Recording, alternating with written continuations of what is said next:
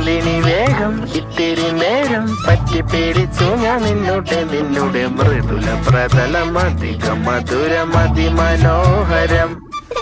മാനത്തെ അമ്പിളി ചേലത്തെ കൊമ്പിളിൽ കൊണ്ടുവരാനായി സാധിച്ചില്ലെങ്കിലും കാറ്റിലും കോളിലും കൂട്ടു പങ്കിടാം ഞാൻ മതി വരുവോളം.